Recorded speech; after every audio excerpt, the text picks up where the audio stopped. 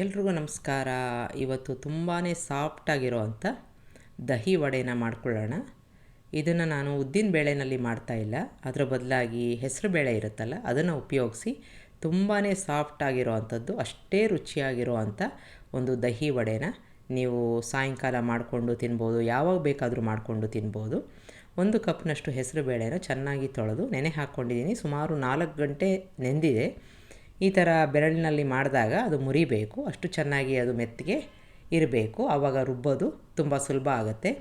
ಈಗ ನೀರನ್ನೆಲ್ಲ ನಾನು ತೆಕ್ಕೊಂಬಿಡ್ತಾಯಿದ್ದೀನಿ. ಒಂದು ತೂತು ಬಟ್ಲಿಗೆ ಹಾಕ್ಕೊಂಡು ಸ್ವಲ್ಪ ಹೊತ್ತು ಬಿಟ್ಟಿದ್ದು, ಆನಂತರ ಅದನ್ನು ಮಿಕ್ಸಿ ಜಾರ್ಗೆ ಹಾಕ್ಕೊಂಡು ನುಣ್ಣಿಗೆ ರುಬ್ಕೋಬೇಕು. ಒಂದು ಚೂರು ನೀರು ಹಾಕೋ ಆಗಿಲ್ಲ, ನೀರು ಹಾಕದೇ ನುಣ್ಣಿಗೆ ರುಬ್ಕೋಬೇಕು. ಹಾಗಾಗಿ ಅದು ಚೆನ್ನಾಗಿ ನೆಂದಿರಬೇಕು. ಈಗ ಒಂದು ಪಾತ್ರೆಗೆ ಅದನ್ನು ಹಾಕ್ಕೋತಾ ಇದ್ದೀನಿ, ರುಬ್ಕೊಂಡಾದಮೇಲೆ ಹಾಕ್ಕೋತಾ ಇದ್ದೀನಿ. ಈಗ ಒಂದು ಸ್ಪೂನಿನ ಸಹಾಯದಿಂದ ಇದನ್ನು ಚೆನ್ನಾಗಿ ನಾವು ಬೀಟ್ ಮಾಡ್ಕೋಬೇಕು.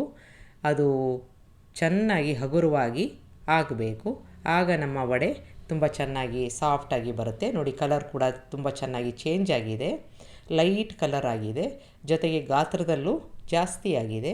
ಈ ರೀತಿಯಾಗಿ ಸುಮಾರು ಒಂದು 5 ರಿಂದ 6 ನಿಮಿಷ ಈ ಥರ ಒಂದೇ ಸಮನಾಗಿ ಬೀಟ್ ಮಾಡಿಕೊಂಡಾಗ ಹಗುರವಾಗಿ ಆಗುತ್ತೆ.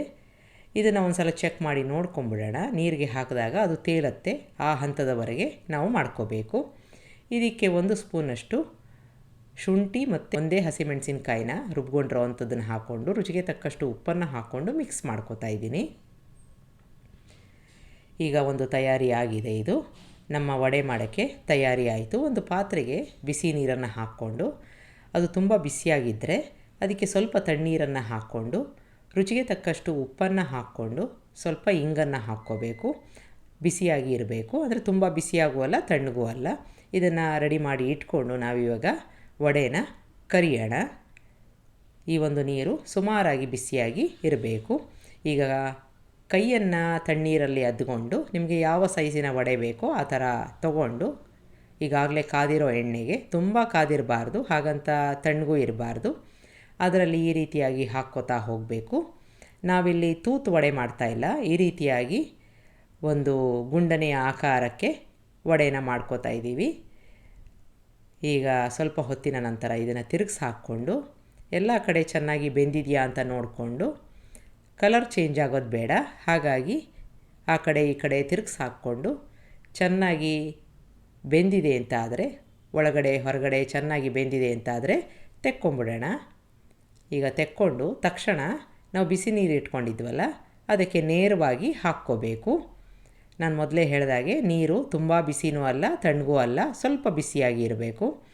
ಈಗ ಇದನ್ನು ಹಾಕ್ಕೊಂಡು ಒಂದು 30 ನಿಮಿಷ ಕಾಲ ಅಥವಾ ಒಂದು 40 ನಿಮಿಷ ಕಾಲ ಮಿನಿಮಮ್ಮು ಬಿಡಬೇಕು, ಚೆನ್ನಾಗಿ ಮೆತ್ತಗಾಗುತ್ತೆ.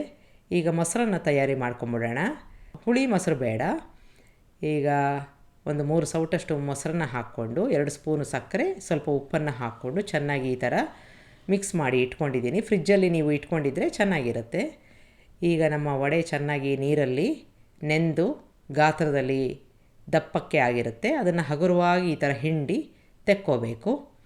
ಅದರಲ್ಲಿರೋ ಎಣ್ಣೆ ಎಲ್ಲ ಹೊಟ್ಟೋಗುತ್ತೆ. ಈ ಥರ ಹಗುರವಾಗಿ ತೆಕ್ಕೊಂಡು ಒಂದು ತಟ್ಟೆನಲ್ಲಿ ಇಟ್ಕೊಂಡು ಈಗ ನಾವು ದಹಿ ವಡೆನ ಮಾಡ್ಕೊಳ್ಳೋಣ. ನಿಮಗೆ ಎಷ್ಟು ವಡೆ ಬೇಕೋ ಅಷ್ಟನ್ನು ಹಾಕ್ಕೊಂಡು ಮೇಲ್ಗಡೆ ನಾವೀಗಾಗಲೇ ತಯಾರಿ ಮಾಡಿಕೊಂಡಿರೋ ಒಂದು ಮೊಸರನ್ನು ಹಾಕ್ಕೊಂಡು, ಇದಕ್ಕೆ ನಾನು ಗ್ರೀನ್ ಚಟ್ನಿ, ಸ್ವೀಟ್ ಚಟ್ನಿ ಹಾಕ್ಕೋತಾ ಇದ್ದೀನಿ. ನಿಮಗೆ ಬೇಡ ಅಂತಂದರೆ ಸ್ಕಿಪ್ ಮಾಡ್ಕೋಬೋದು, ಆದರೆ ಈ ಥರ ಮಾಡಿದಾಗ ತುಂಬ ರುಚಿಯಾಗಿರುತ್ತೆ. ಒಂದು ಸಲ ಮಾಡಿ ನೋಡಿ. ಹುರಿದು ಪುಡಿ ಮಾಡಿರೋ ಅಂಥ ಜೀರಿಗೆ ಪುಡಿ, red chilli powder, black salt ಈ ರೀತಿಯಾಗಿ ನಾನು ಮೇಲ್ಗಡೆಯಿಂದ ಹಾಕ್ಕೋತಾ ಇದ್ದೀನಿ. ಬೂಂದಿ ಅಥವಾ ಸೇವು ಯಾವುದಾದ್ರೂ ಇದ್ದರೆ ಅದನ್ನು ಕೂಡ ನೀವು ಹಾಕ್ಕೋಬೋದು. ಈ ಥರ ತಿಂದಾಗ ತುಂಬಾ ರುಚಿಯಾಗಿರುತ್ತೆ, ಬಾಯಲ್ಲಿ ಕರಗೋ ಅಂಥದ್ದು. ನಾನು ಹೇಳಿರೋವಂಥ ಒಂದು ಟಿಪ್ಸನ್ನು ನೀವು ಫಾಲೋ ಮಾಡಿದಾಗ ತುಂಬಾ ರುಚಿಯಾಗಿರುತ್ತೆ. ಒಂದು ಸಲ ಮಾಡಿ ನೋಡಿ. ನಿಮಗೆ ರೆಸಿಪಿ ಇಷ್ಟ ಆದಲ್ಲಿ ಲೈಕ್ ಮಾಡಿ, ಶೇರ್ ಮಾಡಿ, ಕಮೆಂಟ್ ಮಾಡಿ, ನನ್ನ ಚಾನಲ್ಗೆ ಸಬ್ಸ್ಕ್ರೈಬ್ ಮಾಡಿ. ನಮಸ್ಕಾರ.